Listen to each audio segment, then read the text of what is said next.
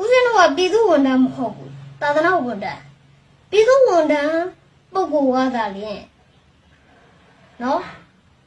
ငါတို့ဘယ်အစိုးရဘက်ကိုယက်တီမလဲငါတို့ဘယ်အစိုးရဘက်ကိုယက်တီမလဲအဲ့လိုသွားရမှာဒါလူတွေလို့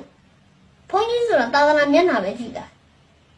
သာသနာမျက်နှာပဲမူရမှာဘယ်မင်းနေမျက်နှာမှာမူရမှာမဟုတ်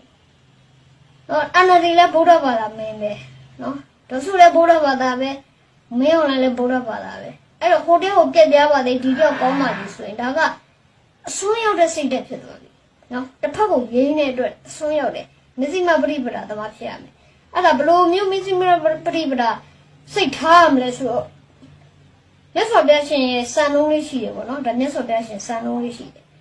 မဟာဝမလာဒီကနိကေမလာမီဘုရားရှင်ခေါ်ရတာရှိတယ်မာပရိနိဗ္ဗာန်တုတ်တန်ဒဲမာနဲ့တူပါဒီကနိကေဖြစ်ဖို့များတယ်အဲ့ဒီမှာမကရတိုင်းရှင်ဇာတတကဝိစီမင်းတို့ကအမြင့်ဖြုတ်ချင်တာနော်ဝိစီမင်းတို့ကအမြင့်အရန်ဖြုတ်ချင်တာဒီကောင်လေးပြုတ်ဝမ်းမှာငါမကရတိုင်းယူချဲလို့ရမယ်ငါ့ရဲ့အာနာစက်ကြီးကရေရှည်တည်နေမယ်နောက်ဆုံးငါ့အာနာစက်ကိုဒီဝိစီမင်းနဲ့ခဏခဏထိပါနေတယ်အဲ့တော့အဇာတတကဘာတွေးလဲဆိုတော့ဒီဝိစီမင်းတွေကစီးလုံးတဲ့အတွက်ငါတုံနဲ့ဖြူဖြက်လို့မရဘူးသူ့ရဲ့အဖွဲ့အစည်းကအရန်ကြီးမားတယ်သူ့ရဲ့အာဏာကအရန်ကျယ်ပြန့်တယ်အဲ့တော့ဒီပုံကိုယ်တွေကဖြိုခွင်းနေတဲ့ဖြက်စီးခြင်းတယ်